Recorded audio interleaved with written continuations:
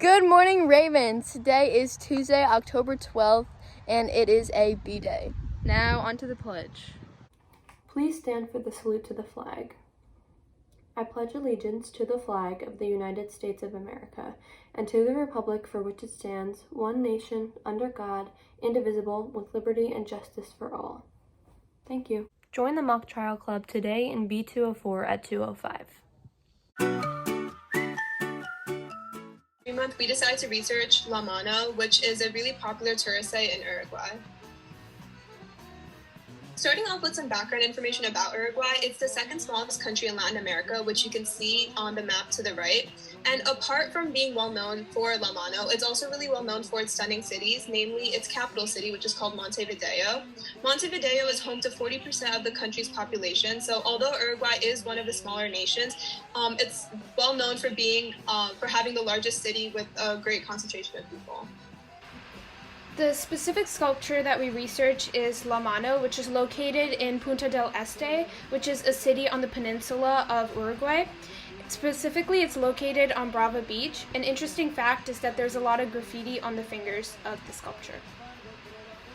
So the La Mano was built in February 1982, and it was installed by Mario Irrazabal, who is a Chilean artist. This artist was invited to participate in the first International Outdoors Modern Sculpture meeting in Punta del Este. And this is basically when he worked outdoors with 9 other sculptors. And to the competition, he brought a scale model of La Mano. And it took him 6 days to completely finish building it, which now sits on the beach, on Brava Beach in Punta del Este. So the significance of this sculpture is that it is a symbol of the city. It represents the relationship between man and nature. And there are multiple sculptures like this around the world that he built. There's one in Madrid, Spain, one in the Atacama Desert in Chile, and one in Venice, Italy. But unfortunately, the one in Italy was torn down in 2007. Thank you for your time. Hi everyone. Today we're going to be talking about the Mayan civilization for Hispanic Heritage Month. A brief overview: they existed in present-day South Mexico, Guatemala, Honduras, and Belize, and they occupied 125,000 square miles. They reached their peak of their power around the 6th century, and its history is split into 3 time periods, which are the pre-classic, classic, and post-classic eras. So in the pre-classic era, Mayans mostly lived in small villages and were really dedicated to agriculture.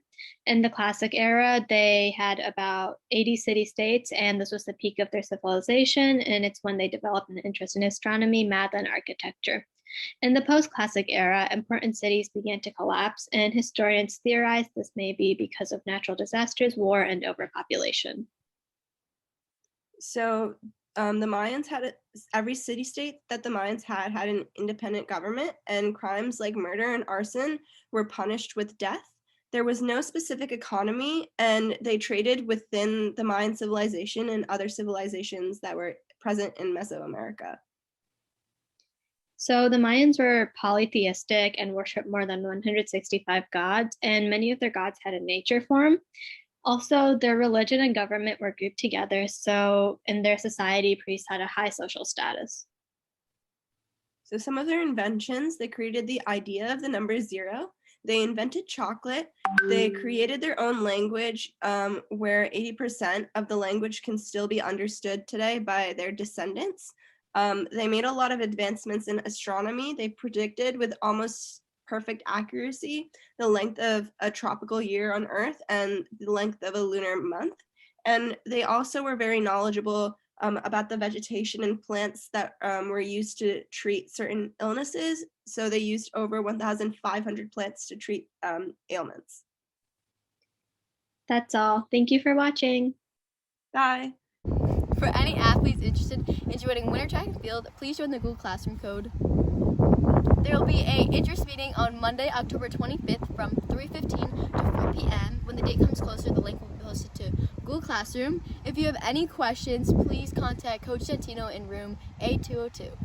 If you would like to join the Black Culture Club and learn about the arts, music, fashion, and even the food of Black culture, please join us for our first meeting today, Tuesday, October 12th, right after school in room M105. You can join the Google Classroom using the code, or contact Mr. Williams or Mr. Estrada.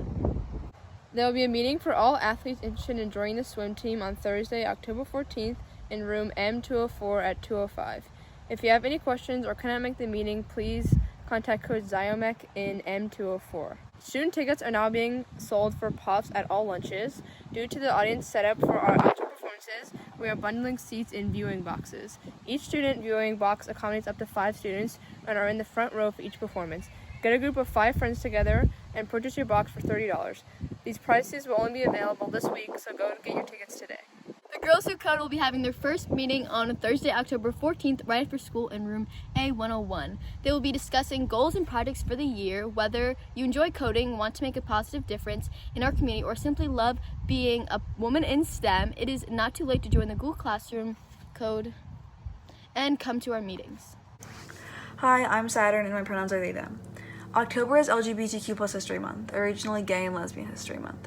It was founded in 1994 when Rodney Wilson, an openly gay Missouri high school teacher, believed a month should be dedicated to the celebration and teaching of gay and lesbian history. Since then, the month has grown to be more inclusive, and many other important events have taken place in the month. These include, but aren't limited to, Coming Out Day on October 11th and the first March for Gay Rights taking place in Washington on October 14th, 1979. There are a lot of people throughout history that made this level of representation possible. A very important figure in queer history is Marsha P. Johnson. She was a very important activist in the 1960s gay rights movement and also a Black trans woman. She was credited with throwing the first brick at the Stonewall riots. Stonewall was a bar in the 60s that was a safe space for queer people to congregate until it was found out and invaded by law enforcement and forced to close. This event caused many protests and riots that were a catalyst for mass amounts of positive change within the community. Without Marsha, the riots wouldn't have occurred, and a lot of the progress we have made towards equity in our society would be null. Hi, I'm Olivia. I use she, her pronouns, and I'm the president of our school's Gender and Sexualities Alliance. I'm here today to talk about another important LGBTQ activist, Barbara Giddings. Barbara Giddings worked to make information about homosexuality more widely available in libraries. She was also part of the movement to get the American Psychiatric Association to drop homosexuality as a mental illness, which they did in 1972. She sadly died in 2007. In 2015, the Supreme Court legalized same-sex marriage in the United States. The Supreme Court ruled that same-sex marriages must be recognized nationwide and that same-sex marriage is protected under the 14th Amendment. Be sure to look in the Raven Time video for more information on LGBTQ people, events, and resources so you can become a better ally.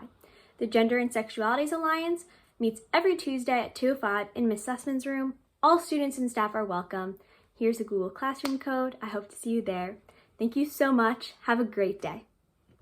And that's all for the announcements today. Hope you guys have a great day. Bye!